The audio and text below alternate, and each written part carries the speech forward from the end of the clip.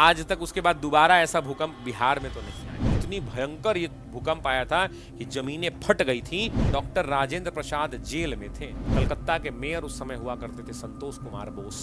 उसी time period पे इलाहाबाद के अंदर में भी कमेटी बनाया जवाहरलाल नेहरू ने कि ऐसी ये समस्या है कि हमारे सारे ताकत, सारे संसाधन, सब कुछ हमारा इसमें लग जाएगा, फिर भी हम इससे जल्द उबर नहीं पाए। महात्मा गांधी 11 मार्च को पटना पहुंचे। गांधी जी ने एक बात कही थी कि दया धर्म को मूल है, मूल पाप अभिमान, और सुन बाबू राजेंद्र तूने किया है देश के लिए अभिमान वाला काम। नमस्ते, नमस्कार दोस्तों, आप सभी का बहुत बहुत स्वागत है आपके अपने प्लेटफॉर्म शशि शरण सर ऑफिशियल पर।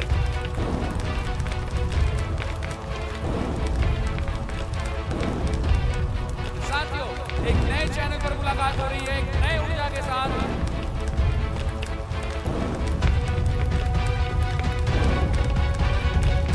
चैनल का नाम है शशि शरण सर। अगर आपने इस चैनल को अभी तक सब्सक्राइब नहीं किया है तो इस चैनल को सब्सक्राइब कर लीजिए और बेल बटन बना लीजिए, क्योंकि नया पता है ये।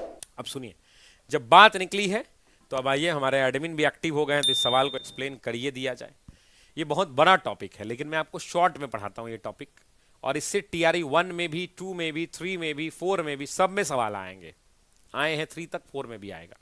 बिहार केंद्रीय रिलीफ कमेटी ना, ये इसका संबंध बेसिकली, इस प्रश्न का पहले उत्तर तो ए विकल्प होगा। इसका संबंध है 1934 के भूकंप से। आप जानते हैं कि बिहार के अंदर में एक भेरी बहुत भूकंपर नहीं, भयंकर भूकंप आया था 1934 में। कौन से डेट को आया था? 15 जनवरी। सभी लोग कमेंट कीजिए। तो ये भी एग्जाम का लूसेंट का सवाल है कि कब भूकंप आया था। तो 15 जनवरी 1934 को भूकंप आया था, और टाइम भी आपसे कई बार पूछा है, दोपहर में 2:15 पे। मतलब आज तक उसके बाद दोबारा ऐसा भूकंप बिहार में तो नहीं आया है। बस इतना ही कहूंगा कि बिहार में ऐसा भूकंप नहीं आया है। जितनी मकानें, रेलवे, तार, डाक, पुलिस, सड़क, जमीन, सब में दरार टूटकर सारी संचार व्यवस्था समाप्त। स्थिति यह हो गई थी कि पृथ्वी के नीचे से पानी और बालू निकलने लगा था। इतनी भयंकर ये भूकंप आया था कि जमीनें फट गई थी और पृथ्वी के नीचे से बालू और पानी निकलने लगा था। और आपको ये टाइम पीरियड समझ में आ रहा है, 1934। अब एक चीज और समझिए कि 1934 के टाइम पीरियड में डॉक्टर राजेंद्र प्रसाद जेल में थे। सविनय अवज्ञा आंदोलन के दौरान डॉक्टर राजेंद्र प्रसाद कहां थे? जेल में थे। तो जेल में जब इनका इलाज चल रहा था, बांकीपुर सेंट्रल जेल में बंद थे, तो इनका इलाज, तबीयत खराब हो गया। तो उसके बाद इनको बांकीपुर से हजारीबाग जेल में थे, सॉरी बांकीपुर कहाँ, हजारीबाग जेल में। हजारीबाग जेल से इनको क्या किया गया? तो हजारीबाग सेल से इनको पीएमसीएच लाया गया, जिसका उस समय नाम हुआ करता था, पीएमसीएच तो आजादी के बाद पड़ा, उस समय नाम क्या हुआ करता था? तो उस समय नाम हुआ करता था, या पीएमसीएच ही लिख दीजिए, prince of Wales medical college. उस समय उसका नाम क्या था? पीएमसीएच का पुराना नाम prince of Wales medical college. आजादी के बाद इसका नाम बदल के पीएमसीएच कर दिया गया। इसी prince of Wales medical college में इनको भर्ती कराने के लिए लाया गया। अब सरकार ने जब इनका स्वास्थ्य देखा तो बड़ी खराब, तो सरकार ने इनको जीवन दाता दे दिया, और 17 जनवरी को इन्हें जेल से रिहाई दे दी गई कि तबीयत बहुत खराब है, कहीं कुछ हो गया, मरा गए तो दिक्कत हो जाएगी। और 17 जुलाई को रिहा कर दिया अंग्रेजों ने। अब यही रिहाई इन पर भारी पड़ गई है। देखिए, 17 जनवरी 1934 को, 2 दिनों के बाद 15 जनवरी को भूकंप आया। 2 दिन के बाद ये पीएमसीएच आए पटना। इनको जो है 2 दिनों के अंदर में छोड़ दिया गया। 19 जनवरी के बाद 20 जनवरी को इन्होंने घोषणा की कि भाई बहुत सारे लोग मर गए हैं बिहार में, और इन्होंने घोषणा की हम लोग एक संगठन बनाएंगे, और उस संगठन का इन्होंने कहा कि हम निर्माण करेंगे। और 20 जनवरी को इन्होंने घोषणा की कि हम एक अनऑफिशियल तरीके से एक संगठन बनाएंगे, और उसी संगठन का नाम, ये जो संगठन बनाने की बात इन्होंने जेल से निकल कर की, उसी संगठन का नाम बिहार केंद्रीय रिलीफ कमेटी रखा गया। इसके अध्यक्ष जो हैं, इसके अध्यक्ष बनाए गए डॉक्टर राजेंद्र प्रसाद। एग्जाम में यही सवाल पूछा है ना, इसके अध्यक्ष बनाए गए डॉक्टर राजेंद्र प्रसाद।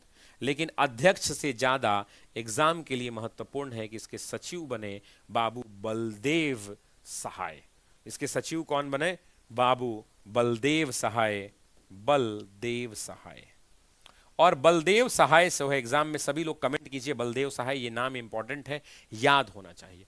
इसके अलावा एक और व्यक्ति थे जिनको बनाया गया, जिसका नाम था मौलवी सैयद अहमद हफीज को। मौलवी सैयद अहमद, मौलवी सैयद अहमद हफीज को।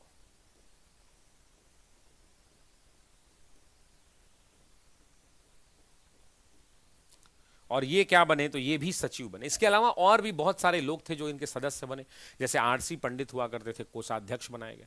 और इसका उद्देश्य क्या था, इसका उद्देश्य इस कमेटी का क्या है, इस कमेटी का उद्देश्य अगर कोई पूछे तो जो भूकंप आया है उसमें भूकंप पीड़ितों के लिए क्या करना, राहत पहुंचाना। भूकंप पीड़ितों को, भूकंप पीड़ितों के लिए राहत का कार्य करना, यही इनका क्या हुआ करता था। तो यही भूकंप पीड़ितों को राहत पहुंचाने के लिए उन्होंने क्या किया, तो भूकंप पीड़ितों को राहत पहुंचाने के लिए उन्होंने कहा कि भाई हम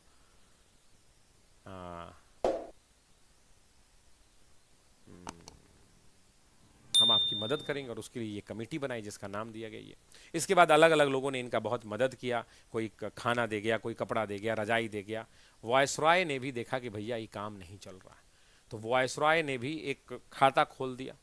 कलकत्ता के मेयर उस समय हुआ करते थे संतोष कुमार बोस, उसी संतोष कुमार बोस ने एक अकाउंट खोला, उसमें इकट्ठा किया 4,75,000 रुपए, और वो 4,75,000 रुपए इनको लाकर दे दिया गया, और राजेंद्र प्रसाद ने उस पैसे का इस्तेमाल किया।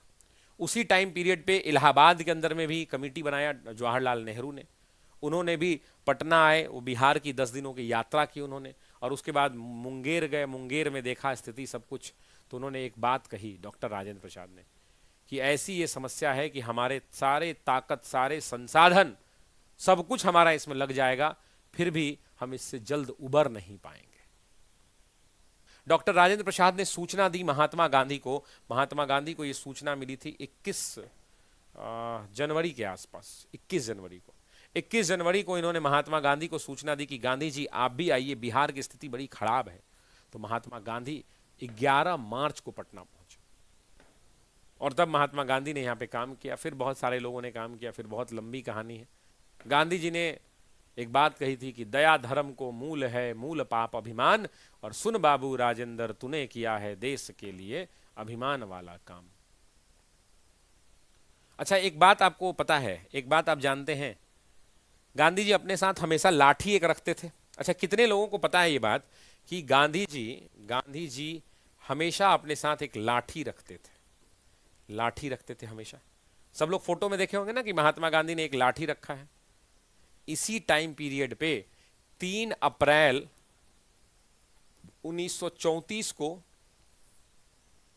जब महात्मा गांधी मुंगेर की यात्रा पर थे, मुंगेर की यात्रा पर थे,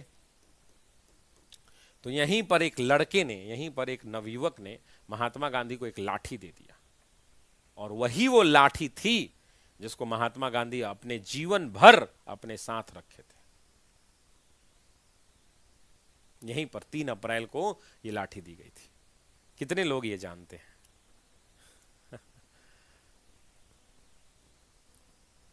अगर आपको पता था तो कोई बात नहीं, अगर नहीं पता था तो आप जान लीजिए कि ये बात सही है कि महात्मा गांधी को लाठी यहीं मुंगेर की यात्रा के दौरान एक लड़के ने 3 अप्रैल को दिया और कहा कि गांधी जी ये लाठी लीजिए, लाठी लीजिए। और मैं एक बात और कहना चाहता हूं कि इस चैनल को आप सब्सक्राइब कर लीजिएगा, और कल से जो है आप इस सेक्शन के वीडियो सेक्शन को जरूर देखिएगा। मैं कुछ छोटे छोटे वीडियोज इस चैनल पर अपलोड करवाऊंगा, वो लाइव नहीं चलेगा। आपने एक वीडियो देखी होगी 15 मिनट के अंदर में मैंने 50 इंपॉर्टेंट MCQs करवाए हैं। मैं वैसे यहाँ पे तो डिटेल डिस्कशन होता ही है, लेकिन मैं चाहता हूँ कि डिटेल डिस्कशन के साथ साथ कुछ प्रश्न तेजी से भी आपको करवाए जाएं। तो वैसे बहुत सारा चीज़ आपको मिलेगा, जिन चीज़ों के माध्यम से हम आपको अवेयर करने का प्रयास करेंगे, पढ़ाने का प्रयास करेंगे, आपके रिवीजन करवाने का आपको प्रयास करेंगे, और बस उद्देश्य एक ही होगा कि आप सभी लोग TRE 4 में सफल हो।